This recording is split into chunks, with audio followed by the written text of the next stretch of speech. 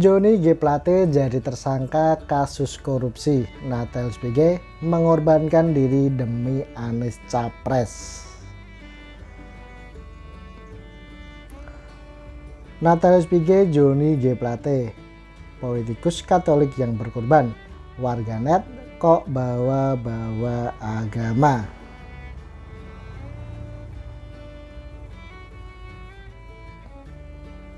Ex-Komisioner Komnas HAM Natalius Pigai mengatakan penangkapan Menkominfo Johnny G. Plate sebagai tersangka kasus dugaan korupsi proyek BTS adalah wujud nyata pengorbanan politisi Katolik untuk Anies Baswedan. Menurut Natalius Pigai, Johnny G. Plate bisa saja lolos dari kasus yang menjeratnya jika menentang pencapresan Anies oleh Partai Nasdem karena akan diselamatkan oleh Megawati, Jokowi, dan Luhut. Namun kata Natalius Pigai, Johnny G. Plate memilih untuk ikut mendukung pencapresan Anies. Johnny G. Plate berkorban dan mengorbankan diri demi Anies Baswedan Capres. Ini wujud nyata pengorbanan politisi Katolik untuk Anies Baswedan, kata Natalius Pigai di akun Twitternya. Jika saja Johnny mau ngotot agar Anies dibatalkan jadi calon, maka Megawati, Jokowi, dan Luhut pasti loloskan Johnny. Mereka jahat, ini analisa saya, cuit Natalius Pigai. Nah, itu tadi ya omongan atau kata-kata Natalius Pigai yang ngawur sekali dan gak berdasar.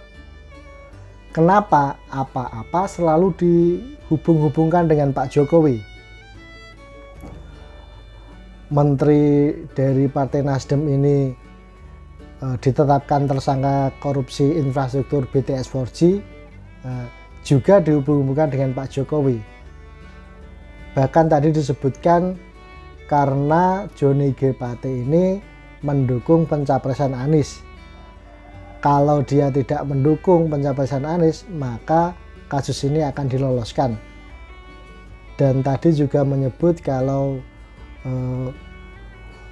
Megawati, Jokowi, dan Luhut itu jahat. Nah, ini kan benar-benar omongan yang sangat ngawur. Dan berikut ini kita simak penjelasan dari Kejagung ya soal penetapan tersangka Johnny G. Plate ini.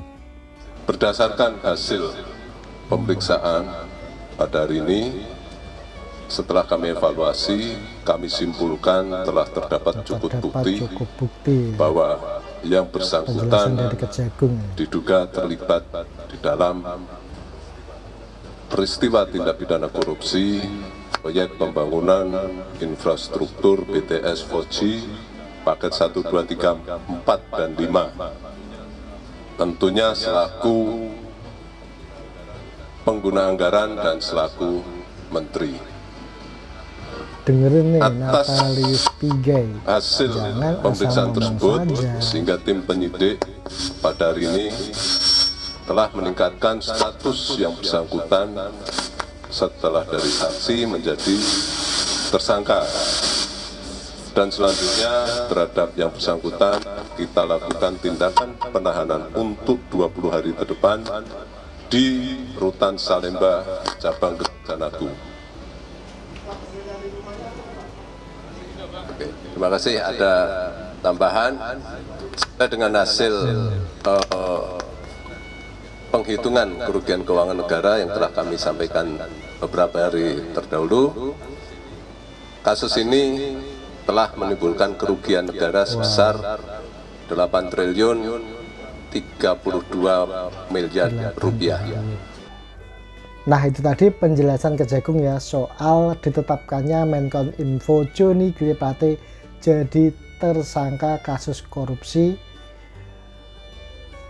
BTS 4G.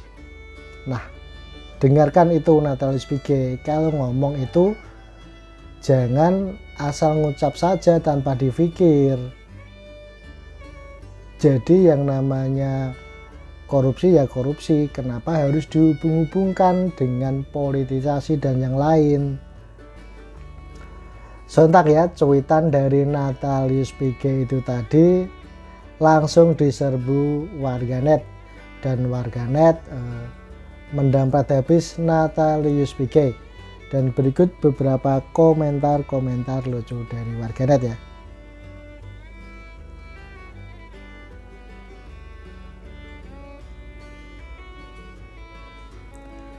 Gile, bawa-bawa agama, pigai, kata akun @franaloysus. Pak PG makin lihai aja, koruptor kok masih dibela. Analisamu ngawur bin ngaco. Kalau konsisten dengan statement ini, Nasdem bubar, si Anies gagal nyapres. Maling tetap maling, yang jadi korban tetap duit rakyat dan negara. Kalau memang Megawati, Jokowi, dan Luhut bisa mengendalikan hukum dan mereka ingin gagalkan Anies capres, yang dijadikan tersangka ngapain cuma kader Nasdem? Pasti sudah lama Anies yang jadi tersangka. Kalau mau analisa, otak dipasang dulu.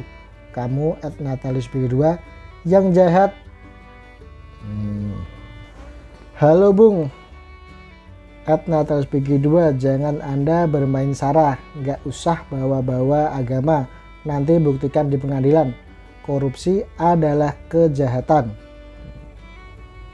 Ini namanya analisa maling. Mana ada maling mau ngaku. Bisanya cuma nyalahin orang aja. Bawa agama lagi. Tapi ya pendukung Anies gitu loh, sang bapak politik identitas.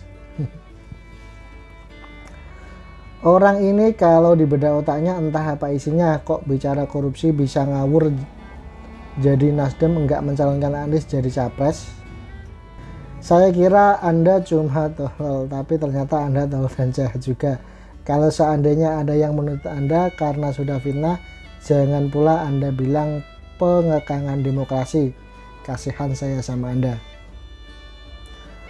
Kalau hati sudah busuk, maka kelola analisa terbusuk yang keluar dari bacot. Kenapa bawa-bawa agama? Si PG gue lagi selalu nongol stop isu besar dengan selalu pakai narasi sara. Anda ini pembela HAM, tapi kenapa menggiring ke opini publik?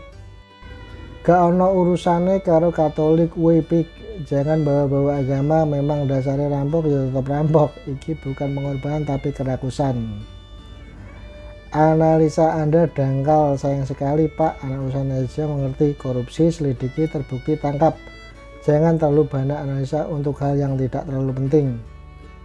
Ini hal simpel, tidak memerlukan analisa.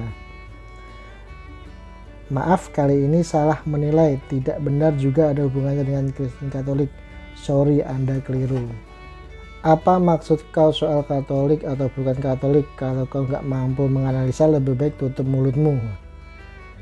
Kalau menurut analisa saya, tak ada manusia sejahat kau. Tambah akun @mangunsong63.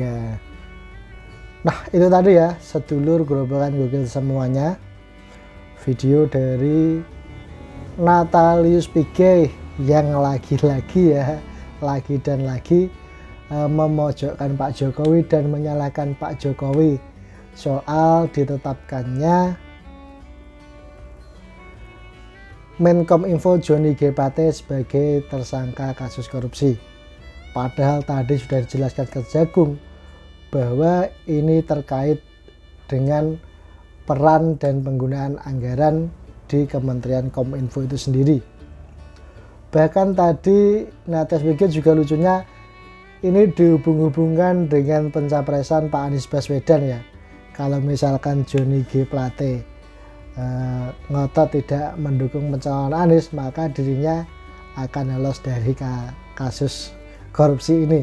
Nah, ini benar-benar sebuah analisa yang ngawur, tanpa data dan asal ucap dari Natalius PG.